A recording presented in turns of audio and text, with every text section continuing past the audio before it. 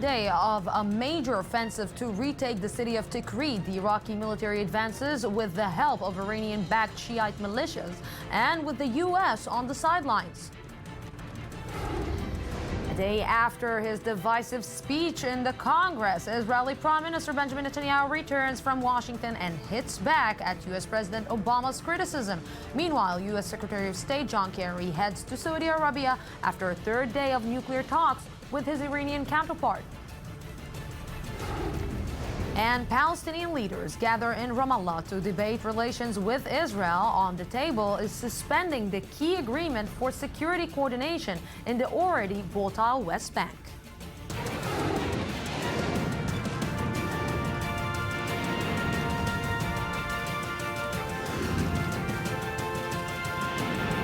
The News Today with Lucy Aharish. Good evening and welcome to the news today. In the third day of a major offensive to retake the city of Tikrit, Iraqi forces, some 30,000 of them, are poised to make advances to capture the Agil oil field. Iran has taken a key role in the offensive with their drones, heavy weapons and ground forces involved in the fight. It's perhaps the best example of Iran's involvement in Iraq, building up its presence through the fight against IS. And with Shiite militias involved in the operation, the U.S. is on the sidelines despite leading the coalition against the terror group. Iran's role there is taking place alongside talks of a nuclear deal. U.S. Secretary of State John Kerry met with his Iranian counterpart on the deal for a third day today before heading to Saudi Arabia to try to ease Gulf concerns about the deal. We will look at how it all connects, but first, let's take a look back.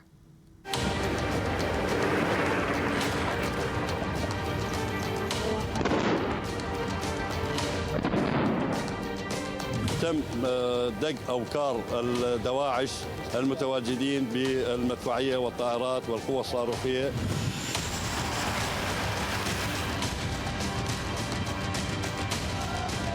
General Soleimani from Iran is on the front lines with the Shiite militia.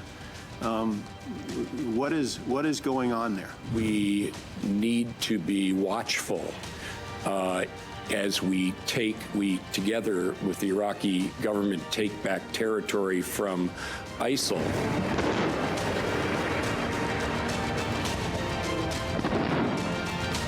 خلال الفترة القليلة القادمة هنالك إن شاء الله نصل لمحافظة صلاح الدين.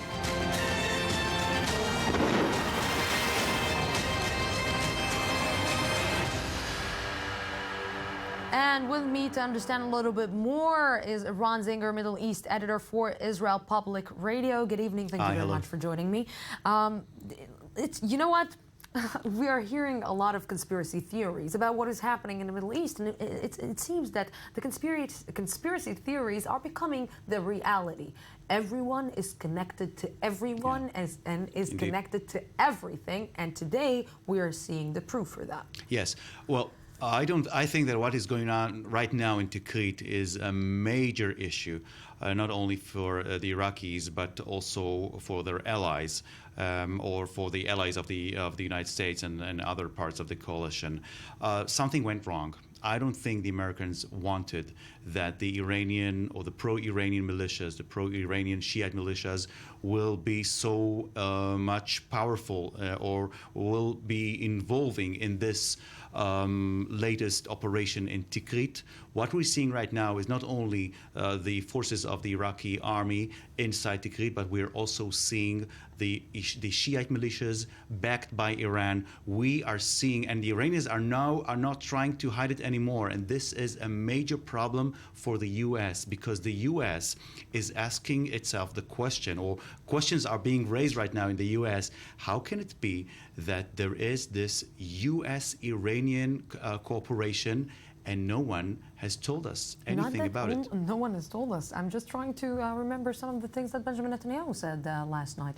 And what he said last night, that in a case of a vacuum, the IS is getting in. And if you will demolish IS, who will get in there? Iran. Iran is there. And maybe Prime Minister Benjamin Netanyahu is actually right with his arguments. One would ask, or one would say, that ignoring what the Iranians are doing in Syria in Lebanon, in Yemen is one thing. But when you see a U.S.-Iranian, and it seems like a U.S.-Iranian measures that are being taken right now in Tikrit, one would ask them himself, or let's say the Sunni Muslim Arab countries surrounding Iraq, especially the Gulf countries, are asking the question, what is going on here? Are we witnessing some kind of a deal behind the stage, behind the scene, that will eventually bring this major change in the region in which the U.S. is helping Iran. Iran is helping the U.S. to reconquer all the areas that were conquered or that were taken by ISIS. You know, it's sometimes I'm thinking and I'm saying, okay, who is hiding what from whom? But let's join to this conversation. From Florida is Tom Harb, the chairman of the American Middle East Coalition for Democracy. Good evening. Thank you very much for joining us. Good evening. So, you know, I will mention the speech of the Prime Minister of Israeli Prime Minister Benjamin Netanyahu again, and I will mention a phrase that he said yesterday: "The enemy of my enemy is my enemy." But it seems that the enemy of my enemy, in the case of the United States, is actually my really good friend. Yeah, this is really a disaster. What is happening with the Obama administration and how they are allowing the Iranians influence inside Baghdad, inside Iraq, and how they are cooperating. They say, the American administration saying, no, we are not cooperating with the Iranians. Even if you are not cooperating with the Iranians, but on your watch with all the allied forces, watching the Iranian military and advisors overseeing the operation of Crete.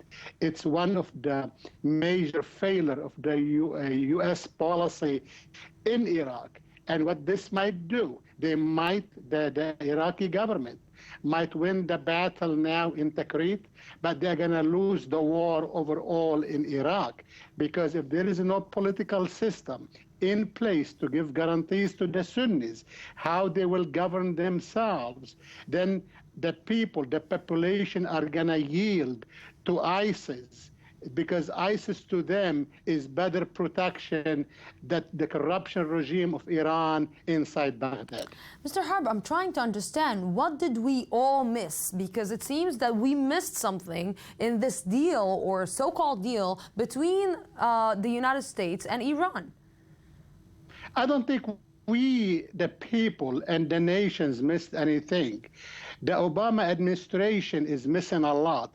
They want to deal with Iran at any cost. He thought he's going to be, I mean the President of the United States, he's going to be the shining star all over the world, that after 35 years he brought an agreement with the Iranian.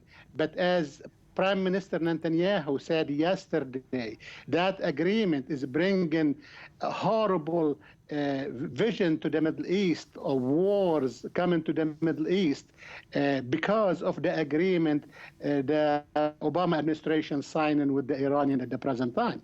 If I may add, Mr. Harb, if I may add, it didn't start now. It didn't start now with what's going on in Iraq. You should go back to what happened in Egypt, the way the U.S. Obama administration was dealing with former President Mubarak, the way they tried to be friends with the Muslim Brothers.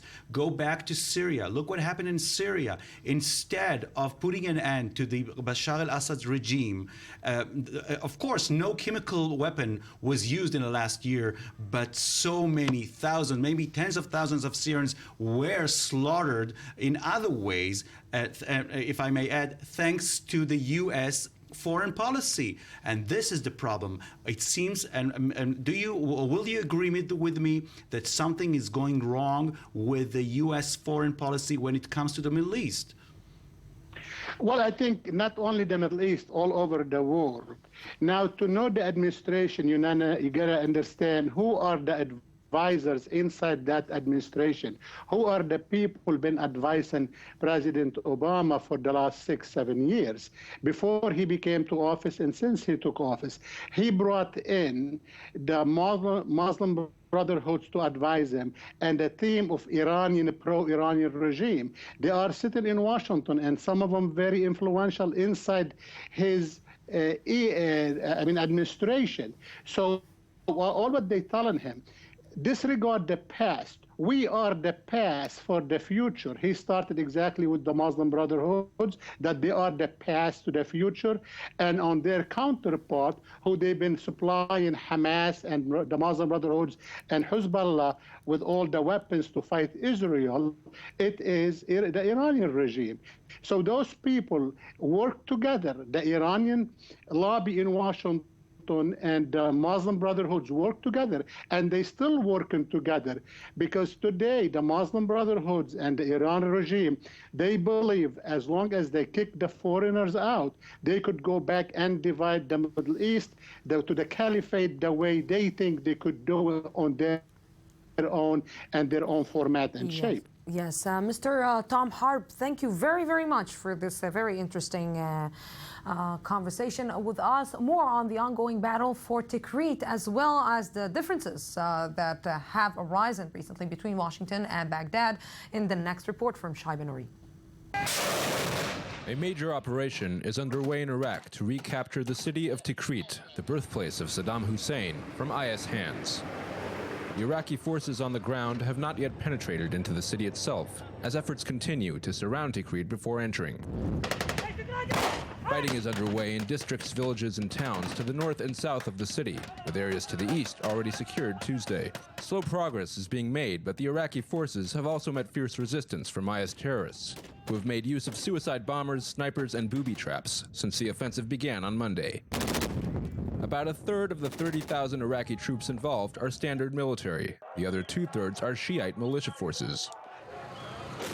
There are also reports the Iranian Revolutionary Guards Corps are operating artillery, rocket launchers, and surveillance drones on behalf of the Iraqis. The reports also mention the presence at the front of Qasem Soleimani, an Iranian general who commands the Quds Force, a special division of the IRGC responsible for extraterritorial operations.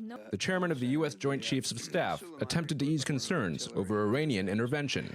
Frankly, it will only be a problem if it results in sectarianism. If they perform in a credible way, rid the city of Tikrit, turn it back over to its inhabitants, then it will, in the main, have been a positive thing. Interestingly, the Iraqis did not bother to update American military officers ahead of the Tikrit operation.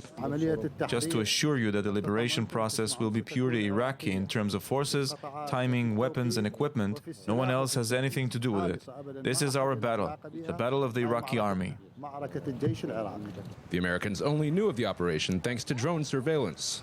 This may have something to do with tensions that have arisen recently between the U.S. and Iraqi governments, following a statement by an American official that an expected offensive to retake Mosul would take place in April or May. The statement has since been taken back. That clearly was neither accurate information, nor had it been accurate, would it have been information that should be blurted out to the press. So it's wrong on both scores.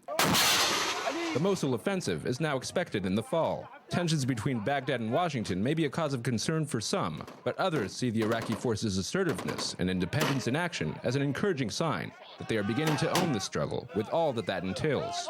There is no question who has the most at stake. And joining us to the conversation, the one who got late in the studio, Iranian Politics analyst Mir Javed Anfar. Good evening. Thank you very much. Good evening, Lucy. Apologies. No, it's okay. It's okay. I just miss you, so this is what. Thank you very much. So let's try to understand what is going on here. What are we are we not reading the map correctly? First of all, you have to note that the Americans are not taking part in the offensive against Tikrit, the offensive against ISIS. They are not taking part in it. The reason being that the majority of the forces which are taking part in the offensive are Shia militias, which are siding with the Iraqi army, which is in a way an official Shia militia as far as some people are concerned. But you go tell it to the others who are claiming that the U.S. are watching it and doing nothing. No, the U.S. exactly. So the Iraqi government is upset the U.S. are not doing anything. Now, what's the reason? The reason being that in other operations, when the Shia militia have taken over areas where there were Sunni people, they basically went and did ethnic cleansing of Sunnis. They went with the spray paint, wrote on the house, Daesh, meaning that we believe that the people in this house support ISIS, therefore get out. You're no longer going to be able to live in your house. So the Americans are worried about ethnic cleansing of Sunnis if this operation against Tikrit succeeds. So the Americans are staying away from this. But by staying silent, exactly what we're talking about with the policy towards everything that is happening in the Middle East. This is more than staying silent. This is more than staying silent. But it's not doing anything. Staying to be frozen. To say, okay, I'm not doing anything. I will just watch what is happening, and then I will decide if I am getting in there or not. If I may add, go back. Look what's going on right now in Geneva. U.S. Secretary of State Kerry is sitting down with Foreign Minister Zarif. They are shaking hands. They are trying to reach a deal. And at the same time, something bad is going on right now in Tikrit. This is the problematic picture. How will the Arab countries look at the Americans shaking hands with the Iranians, and at the same time, backed or Iranian-backed Shiite militias are now trying to change everything that is going on in Tikrit and to kill and murder everyone who is not a Shiite over there. But I'll have to answer that in two levels. First of all, the first part is I agree with you, Iran. It doesn't look good. Optically, it's not good that the Iranians and Americans are talking. The Sunnis are being attacked, but also Daesh is being attacked, which is another thing. But yeah, it doesn't look good if you're sitting in a Sunni country and looking at this. But on the other hand, the gentleman over there, Mr. Soleimani, doesn't really care or listen too much about what Mr. Rouhani and Zarif are doing to the Americans. Meaning that even if the negotiations had collapsed, he would do what he's doing now. Even if there was been an agreement going against the Daesh. The Iranians are very scared of, they're very concerned, number one, about Daesh. Number two, they want to strengthen their foothold in Iraq by taking part in operations directly. According to Foreign Policy magazine, the Iranian Revolutionary Guard is taking part in artillery attacks. They are directly firing artillery. They are taking part, if I'm not mistaken, in other military operations. And he's there, Mr. Soleimani. Explain to me, Mayor, because we are always saying that there is a big difference between between Rouhani and Ayatollah Khamenei, and now even the military is not actually connected to the regime? He's connected to the regime. He's very much part and parcel of Ayatollah Khamenei. In fact, according to Robin Wright, who's at the USIP, she was in Iran last year, according to her, he is the person who's got Ayatollah Khamenei's right ear when it comes to foreign policy in this region. Even more than that, they kept him very secret in many years, or for many years.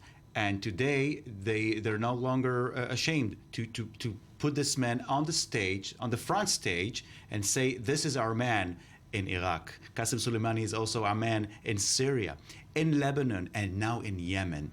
Now, one cannot ignore or one cannot look at what's going on right now in Iraq without putting the finger on Yemen. This man over here is responsible, as the mayor said, to all the latest developments that the Iranians are responsible for, which means, with all due respect to what's going on in Geneva and the talks over there, they are trying to say we are here, but we are more than just the current borders. And one more thing, they are using what's going on with Daesh, the collapse of the Arab state nation. There is no longer Arab state nations. So explain to me, just gentlemen, because we're sitting here in the Jaffa Port and we don't see the map exactly. We have the let's say the regime, the government, the Iraqi government that is sitting down in Iraq. The Iraqi government is watching what? Who is trying to control who? The IS is trying to control them. The Iran is trying to control them.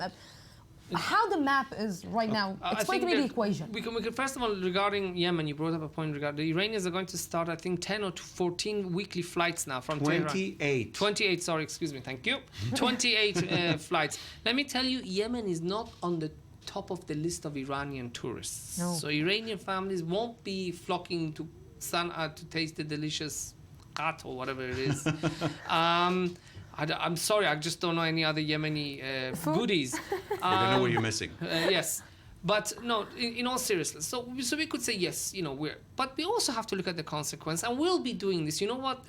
Iran's influence in the region is going to grow even more. The reason being, and we've said this before, when Sunnis are in minority, they persecute the Shia majority. They persecute the Shia minority, and Iran wants to be to Shia what Israel is to Jews in the diaspora, their protector.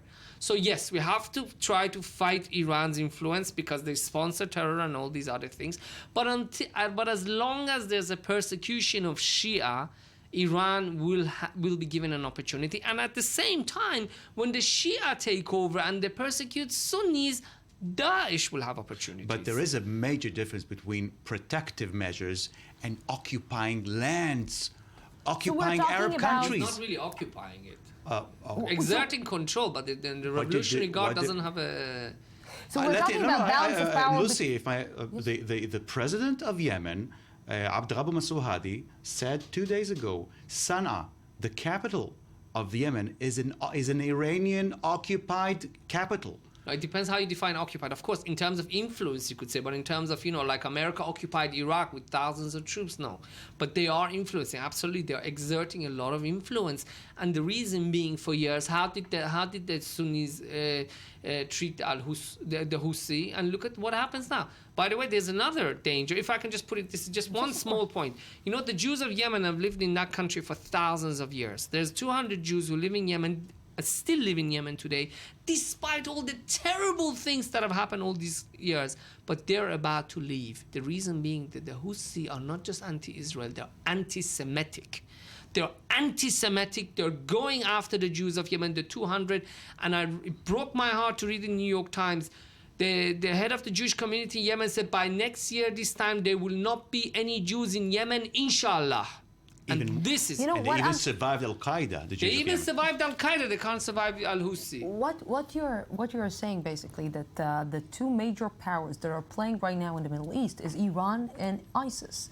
All the other actors, all the other forces, all the other regimes, all the other leaders are just tools for these two big actors to try and just fill the vacuum that we're always talking about. First, it depends how you look at it. When you look at a map and you try to put the forces of the non-Arab countries, you see that you have three major superpowers, non-Arab: the Iranians, the Turks, and Israel.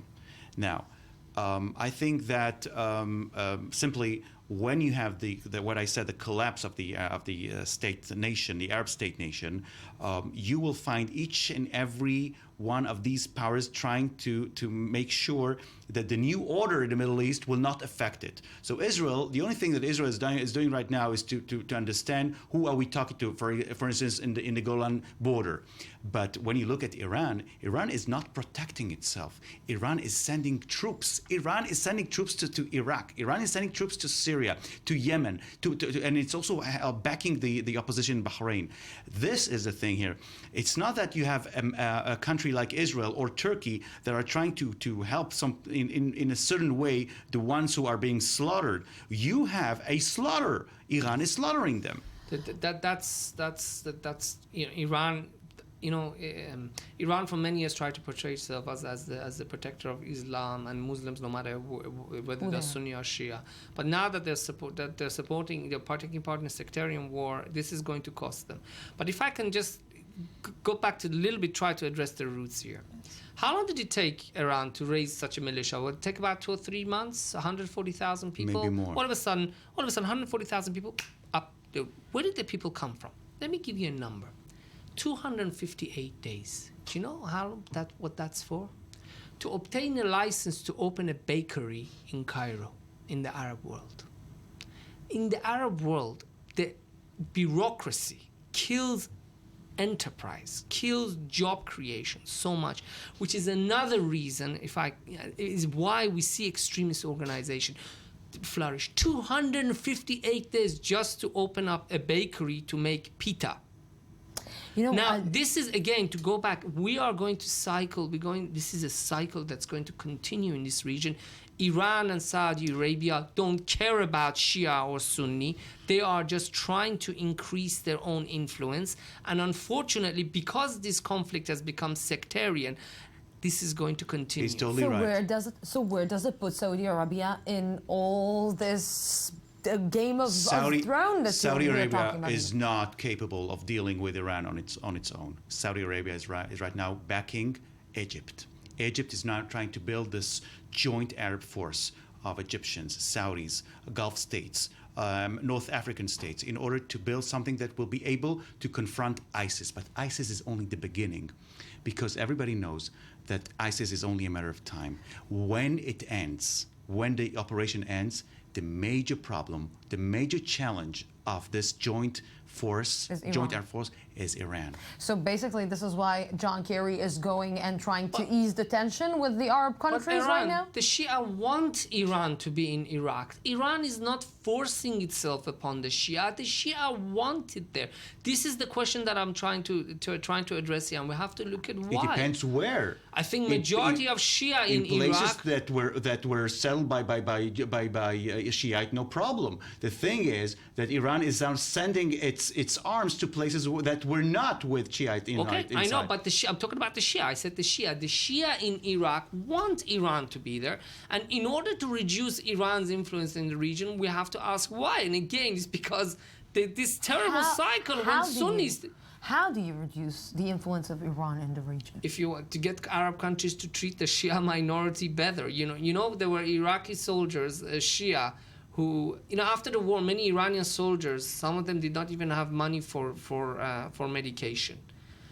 Iraqi Shia soldiers were given a housing, education. They even have their own neighborhood in Tehran called Dolatabad. They're treated so well in Iran by the Iranian government, where the Iranian government treated some of the Shia, which they created the Badr Brigade, which is taking part in the operation, better than some Iranian soldiers. So of course they're going to want to represent Iran. This is the secret of ISIS in North Iraq. ISIS was backed by the Sunni tribes that felt neglected by the administration in Baghdad. Correct. That's the other side of the equation, that when the Friends of Iran take over, Nouri al-Maliki went and ethnically cleansed parts of Baghdad from Sunnis. So they look at Iran, and of course they, with all their heart, support the Sunnis. Gentlemen, it was one of the confused? most... it was one of the most fascinating, I think, conversation that I had about this region in a long, long time. Thank you very much Thank you, Lucy, for being with me in this part. We're going out with all this... the major things that we heard here. We're going out for a small break, 2 minutes, and I'll be back.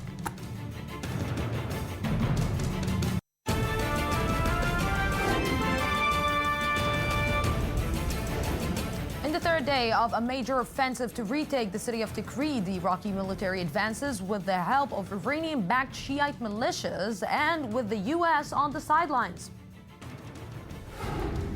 A day after his divisive speech in Congress, Israeli Prime Minister Benjamin Netanyahu returns from Washington and hits back at U.S. President Obama's criticism.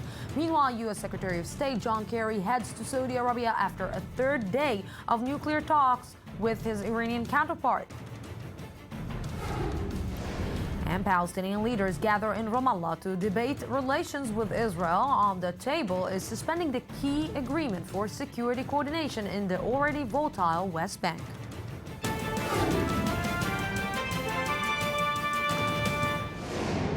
Welcome back to the news today. The Israeli Prime Minister's speech to Congress on Tuesday drew reactions from around the globe. Today, though, it remains to be seen exactly what effect it will have on the Iranian nuclear talks and Israeli elections, of course. Shaiban Ari has more. A day after one of the most anticipated speeches in recent memory, some were surprised to find life continuing as normal, though there were plenty of strong reactions from around the globe. In Washington, U.S. President Barack Obama stressed that he hadn't had time to sit down and watch Israeli Prime Minister Benjamin Netanyahu's speech to Congress, only going over a transcript.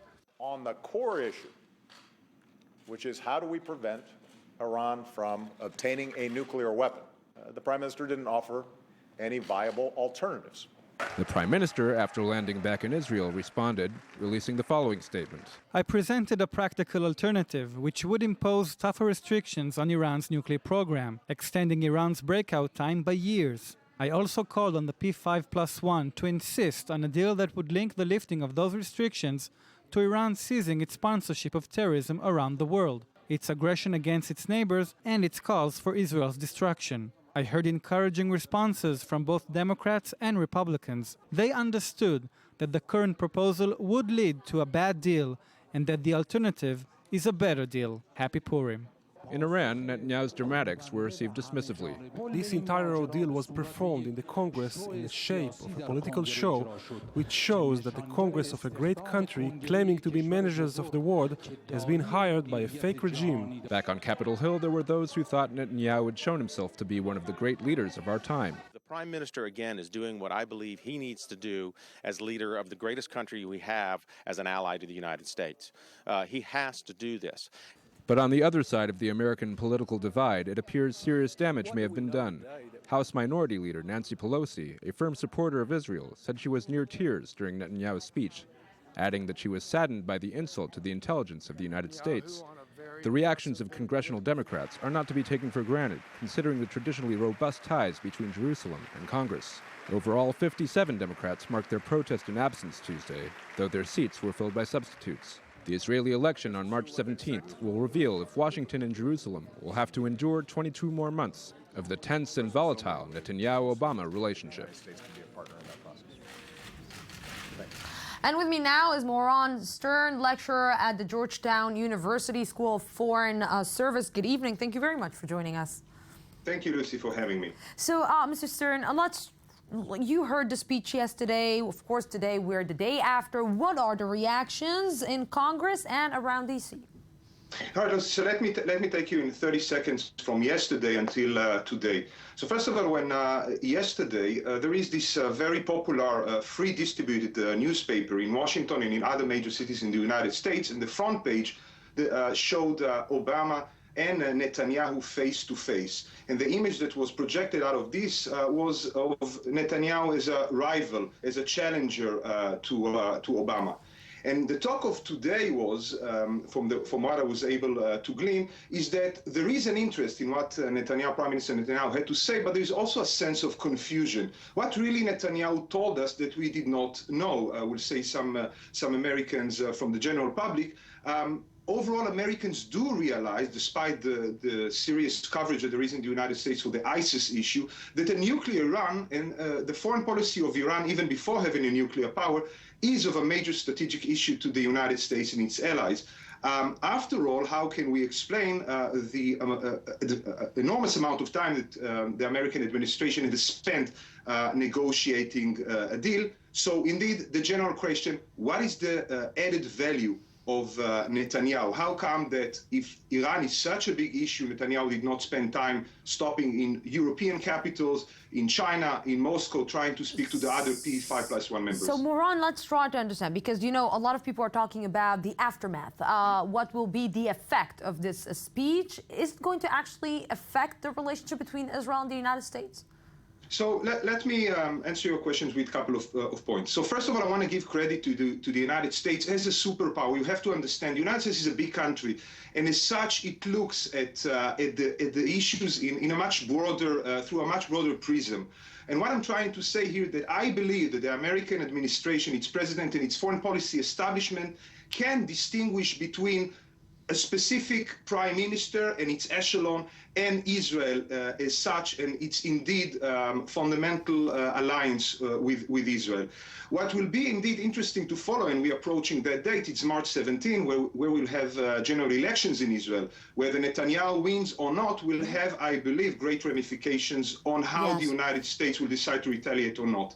I will just add that from the public attitudes in the United States, this is where the problem might lie, because when Netanyahu comes and challenges the American president at his home court, he essentially challenges also the institution of the presidency. You know, Yes. Obama comes, Obama goes, but people remember institutions. Yes, of course. People remember. Maybe they have a longer memory than Israelis. More on Stern. Thank you very, very much for this. Thank you for having me. And we're going and staying in the United States in a packed courtroom with several survivors in the audience. The trial for 21-year-old Dzhokhar Tsarnaev began today for his alleged role in the 2013 Boston bombings. Already his defense attorney has made it clear it was him. Almost 2 years after the Boston Marathon bombing shook the U.S., the trial of the main suspect, Dzhokhar Tsarnaev, got underway Wednesday with opening statements. Outside the court, just several miles from where the bomb went off, the atmosphere is tense. At least for the residents who showed up, Tsarnaev's guilt is clear. Well, he's definitely guilty. There's so much evidence against this character and his brother. And what those two people did to Boston and the United States and the world is incomprehensible. I think he should spend life in prison contemplating what he did, if he even has a conscience. 21-year-old Dzhokhar Tsarnaev was born in Kyrgyzstan to Chechen family and grew up in the U.S. He is accused of carrying out with his brother Tamerlan the 2013 bombing which killed 3 people. 3 days later, another police officer was also killed in a shoot-up, allegedly by the Tsarnaev brothers. The older brother Tamerlan was shot dead while on the run in a chaotic gun battle 4 days after the killing spree began. In the past, Dzhokhar pled not guilty to the 30 charges, but in her opening statement, Dzhokhar's defense attorney said the client did take part in the attacks, and the disagreement is about why. And we're getting back to our region. The Palestinian Liberation Organization began a crucial 2-day meeting in Ramallah this morning with Palestinian Authority President Mahmoud Abbas. The meeting will also focus on the financial crisis facing the PA following Israel's recent measures against the body, including the withholding of tax revenues and the cutting of electricity to major West Bank cities over debts to the Israeli Electricity Corporation. Some PLO officials say they would push for, quote, harsh decisions in response to the measures. And to understand a little bit more about that, with me is military correspondent for the News Today, Shai Ben-Ari. Good evening. Good evening, Lucy. So, you know, if we will try to understand the subtext, basically, is harsh measures will be stopping the security arrangement between Israel and the Palestinians. Right. We're talking about a very serious issue, a meeting, as you said, being held in Ramallah. A decision is expected on Friday concerning this issue of the security coordination. Obviously, the situation right now, there were fears of a major escalation even ahead of this decision. Right now, the situation is not that bad, though there were a number of incidents today. It's not anything too much out of the ordinary. Today there was a rock-throwing incident in Hebron, and a security vehicle was shot at in Nablus. But the IDF is very, very worried about any sort of decision along these lines of actually canceling security coordination. There are a lot of doubts. Within the Palestinian establishment itself, there seem to be 2 different camps on this issue. One of them is actually calling for this cancellation. The others are saying, let's wait till the elections. Now, when you speak about the elections in terms of the Palestinians, there are those who perhaps pin their hopes on the left. There are others who say this center-left platform being presented by the Zionist Union, perhaps others, is not something that we can get too optimistic about. They're not. Obviously, there's been talk even within Israel of pushing the issue of peace to the side a bit. But what's interesting to note, I think, is that we're hearing voices within the Palestinian camp actually calling on Arab Israelis, Arab Palestinians, as some might call them, to participate in the Israeli democratic process. And I will add to that, because today President Mahmoud Abbas said that he stressed that the equality for Palestinian citizens of the State of Israel is a must for a just and lasting peace.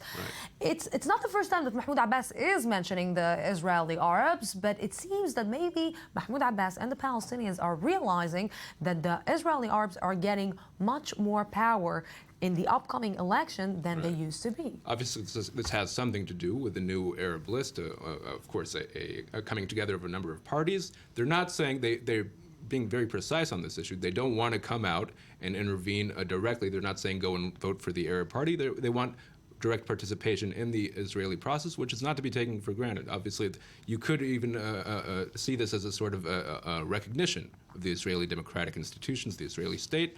It's a major change, I think, from the outlook of the Palestinian leadership, and it's very interesting. There's perhaps a talk of other countries also calling. And even for the Israeli parties, if they're getting the kosher signature from the Palestinians to actually be part of the government or not be part of the government, this can change the Israeli election game. It's going to be interesting. It's going to be interesting, definitely. Shai Ben Ari, thank you very much for this. And on the same subject with me online from the Gaza Strip is Dr. Hani Bassous, Professor of Political Science at the Islamic University of Gaza. Good evening. Thank you very much for joining us.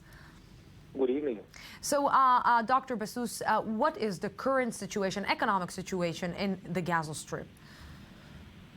Well, the current situation, as bad as it is, nothing has changed, but it's going from bad to worse. Lack of all materials, building materials, food commodities, in addition to the basic necessities like, for example, electricity, sanitation, water, medical equipment, and so on and so forth. In addition to the fear that something might come up in the next future, maybe this year, that a confrontation with the Israeli side, the threat which made by Egypt and the decision which was made by an Egyptian court against Hamas, that would make some fear within the Palestinian society that something bad would come up, unless the Palestinian Authority would make some decisions to take over the Gaza and to be able to deal with the situation, especially with the crossing points. Despite the fact that... Yes, Dr. Bassous, what I'm trying to understand, when the people in the Gaza Strip are watching and looking what is happening in the economic aspect in the West Bank, are they more worried because if their situation is bad, they're starting to see maybe that the situation in the West Bank is not getting any better? Yeah, of course, yes. In Gaza, the situation is bad, and in the West Bank it is as well. But in Gaza, it's even more worse than in the West Bank. At least electricity in the West Bank, when it went off for 2 hours, people were not feeling really well, and were complaining about it. But in the Gaza Strip, 6 hours a day, that's what we have for the past maybe 2 years now. That makes life more difficult. But in the West Bank, I think the situation will get bad. If the Palestinian Authority takes the decision to stop any kind of cooperation with the Israeli side, especially with the cut of the money, the tax money, which is supposed to be given to the Palestinian Authority from the Israeli side, that the Palestinian Authority will not be able to pay the salary for the employees. And imagine that about 17,000 employees in the Gaza Strip and more than 100,000 employees in the West Bank.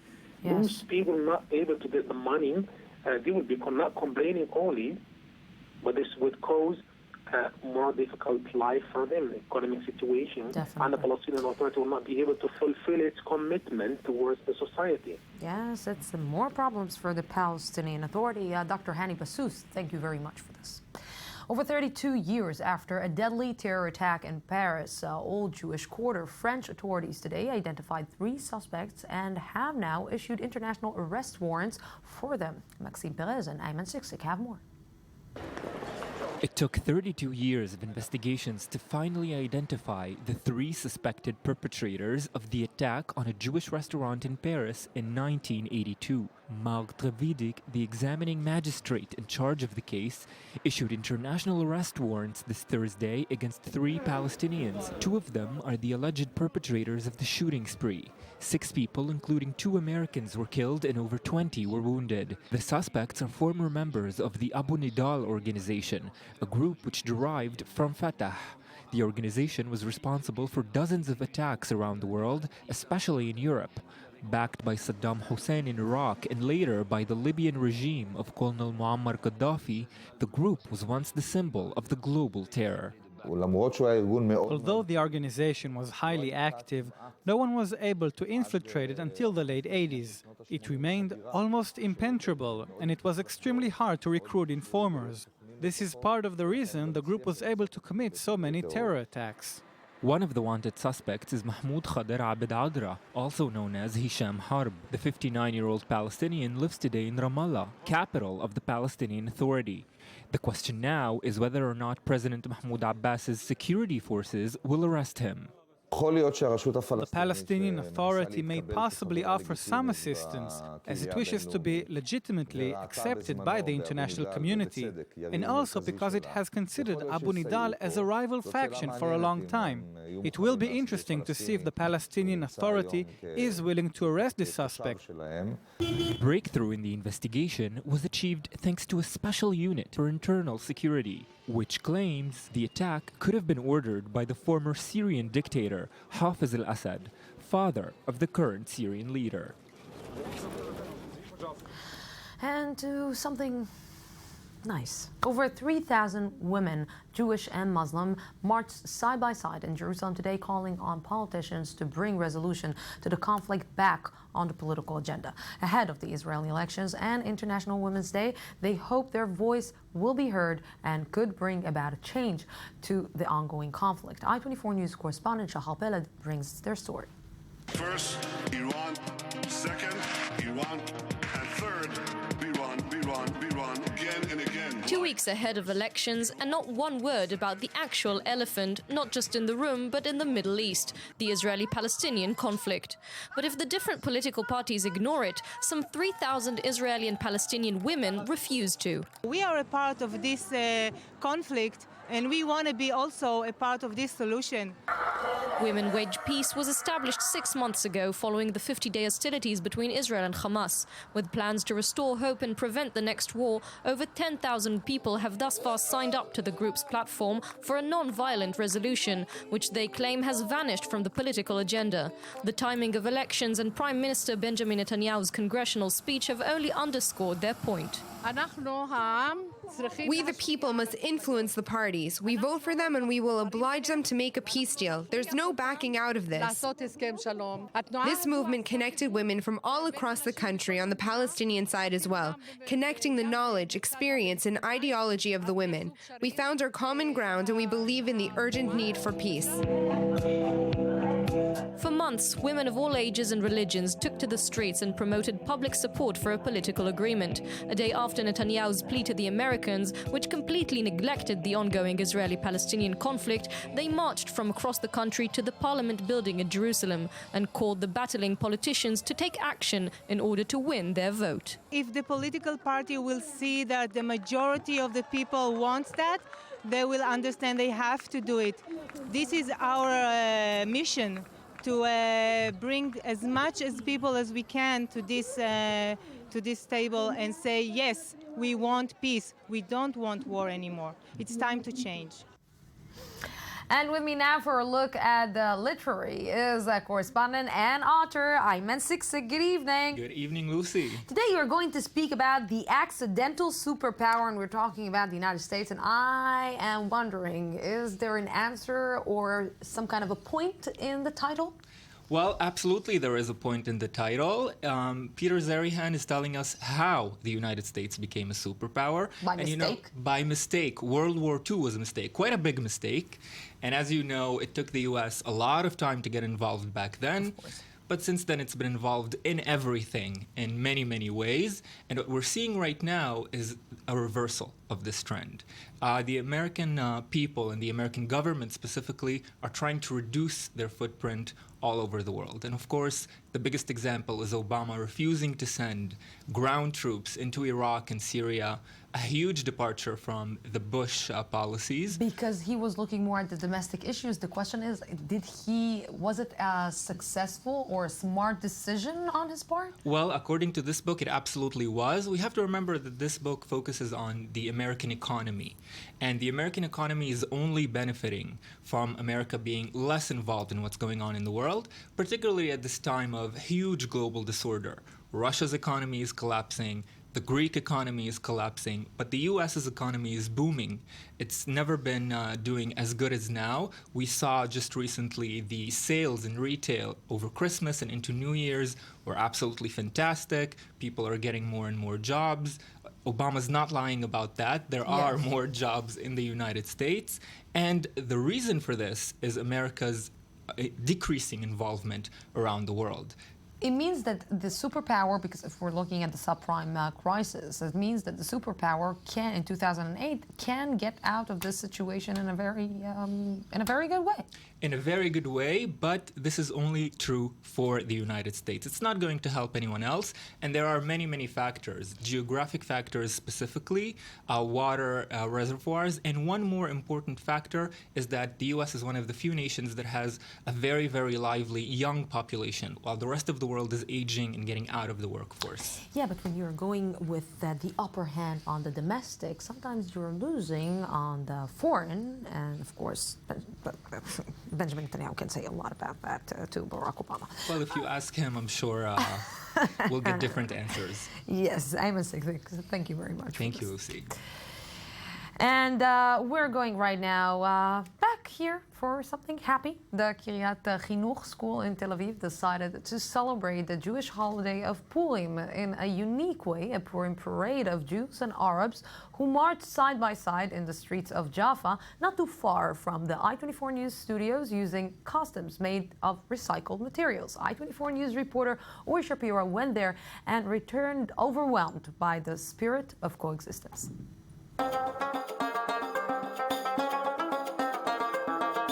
Dozens of children and parents, Muslims, Christians and Jews, and even Tel Aviv Mayor Ron Huldai marched together Tuesday in the city's traditional Purim Parade.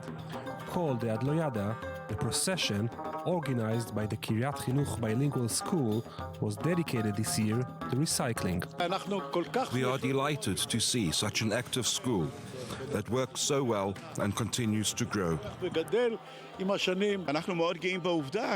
We are very proud in the fact that we have here an education that respects others. And as you can see behind me, you can't really tell the difference between Arabs and Jews. Everyone is celebrating together. The Purim rally is considered the main attraction of this holiday, when the streets are filled with children in colorful costumes. But it is highly rare to see Arab children join the parade, especially in times of growing tension among the different sectors in Israel. But for the parents and children of Kiryat Chinuch, it is only natural to join forces and work together, as they can carry an important message against racism. I hope other cities like Jerusalem and Haifa will learn from our coexistence and everything will be all right. Everybody welcome, Muslims, Jews, Christians together. That's why we live in Jaffa. Some see this holiday as a symbol of Jews overcoming their enemies in every period of history. But today, Jewish and Arab children marched together in the streets of Jaffa and proved that perhaps Purim is not a matter of religion, but of a joyous spirit. With Shapira, I-24 News, Jaffa. It's not only the reason that people are living in Jaffa, this is why the studios of I-24 News are in the Jaffa Port. Now to sports.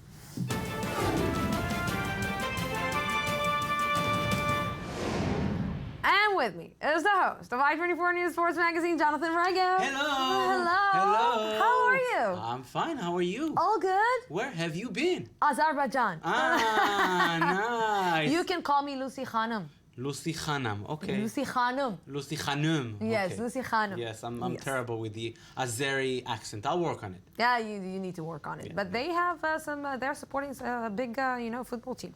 Oh, good. Yes. Even more so, another reason to send me there. Of course, and we will, because they have the Olympics, the European Olympics. Yes, that's true. Very, very soon.